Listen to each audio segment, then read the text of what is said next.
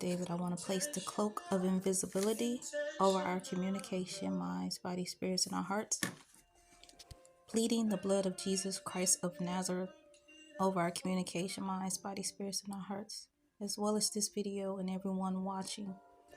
With the key of David and by the sound of my voice, I prophesy all watching this video coming to know the Son of true humanity within, the child of true humanity within you. With the key of David and by the sound of my voice, I prophesy all watching this video accepting the gospel of the kingdom within with an open heart and mind. The gospel of Mary Magdala, Jesus in the first woman apostle. The Jesus tradition continued.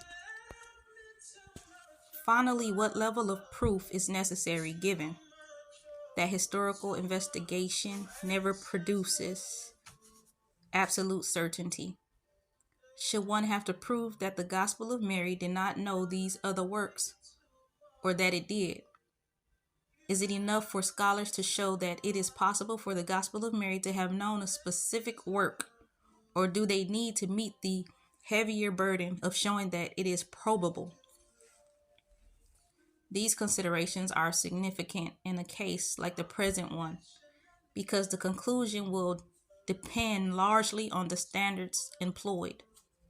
While the lower standards clearly indicate the possibility that the Gospel of Mary knew the canonical Gospels, such a conclusion cannot carry much weight, since higher standards produce results that rest on a much firmer foundation. They will be used here. To conclude that the Gospel of Mary is independent of other known literary works will require proving that the cumulative weight of the evidence shows that it probably did not cite from these works.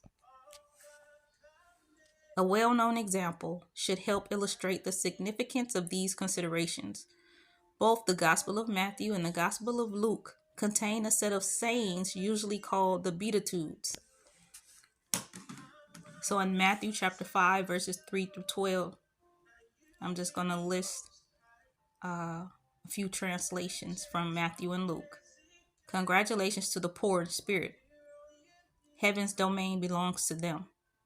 Congratulations to those who grieve. They will be consoled. Congratulations to the gentle. They will inherit the earth. Congratulations to those who hunger and thirst for justice. They will have a feast. Congratulations to the merciful. Congratulations to those with undefiled hearts. They will see God. According to the book of Luke, chapter 6, verses 20 through 26. Congratulations, you poor. God's domain belongs to you. Congratulations, you hungry. You will have a feast. Congratulations, you who weep now. You will laugh. Congratulations to you when people hate you and when they ostracize you and denounce you and scorn your name as evil because of the son of Adam. Rejoice on that day and jump for joy. Just remember your compensation is great in heaven.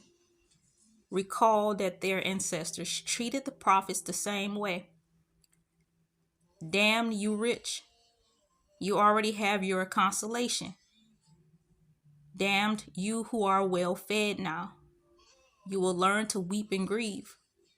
Damned you when everybody speaks well of you. Recall that their ancestors treated the phony prophets the same way.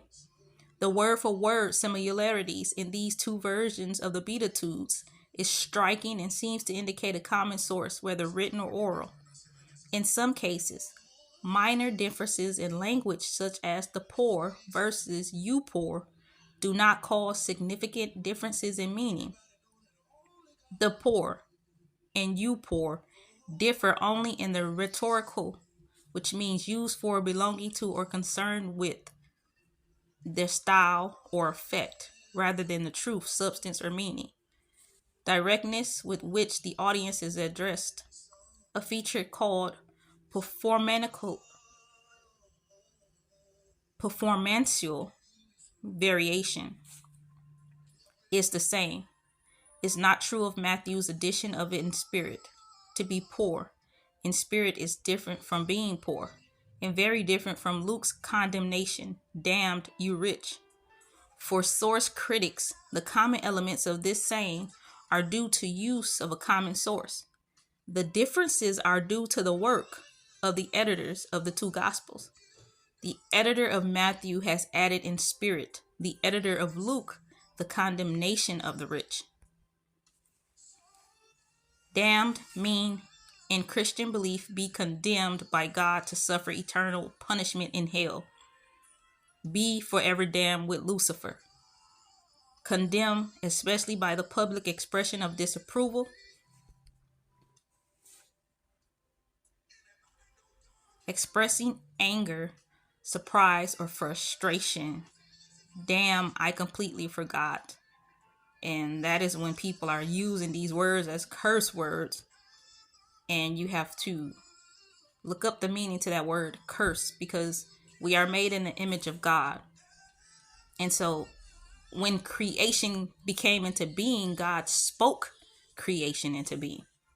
And if we are made in his image, we have to watch what we speak, because you are speaking a curse or a blessing over your own or someone else's life.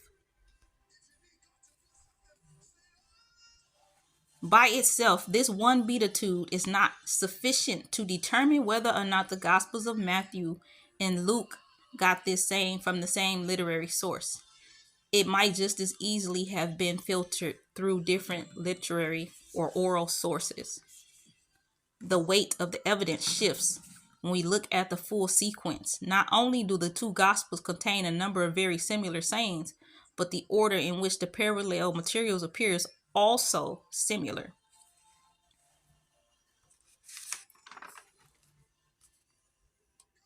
So in Matthew, it says poor, grieving, gentle, hungry, merciful, peacemakers, and persecuted.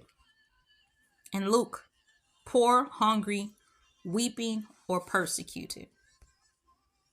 It appears that the common source, Q, had only 4 beatitudes: supreme blessedness, the blessings listed by Jesus. This is the meaning of beatitudes. Supreme blessedness, the blessings listed by Jesus in the Sermon on the Mount at Matthew chapter 5, verses 3 through 1. Poor, hungry, grieving, persecuted. The Gospel of Matthew appears to have added several additional beatitudes, and the order of grieving, hungry is reversed in the two works. Yet the similarity in order of their common material is striking enough to increase the probability that the two were based on a common literary source. This supposition is strengthened by consideration of the Gospel of Thomas. It too contains several beatitudes, but each appears alone, suggesting that the beatitudes circulated singly in the oral tradition. At some point, they were strung together in a collection which was known to the Gospels of Matthew and Luke, but not to Thomas. In addition, both Matthew and Luke placed the Beatitudes in a longer sermon context. Matthew in the Sermon on the Mount, 5 through 7. Luke in the Sermon on the Plain, chapter 6, verses 17 through 49. That they would both keep the Beatitudes as a collection within a sermon may be significantly, even though each takes place in a different geographical location. One hindrance for modern readers might be the lack of a citation formula. If both Gospels took the Beatitudes from Q, why didn't they say so? Q stands for the Quran.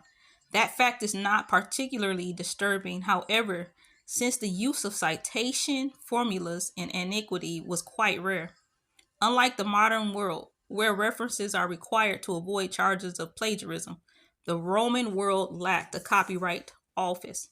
And indeed, most early Christian writings was anonymous, which means unknown or name, or pseudonymous,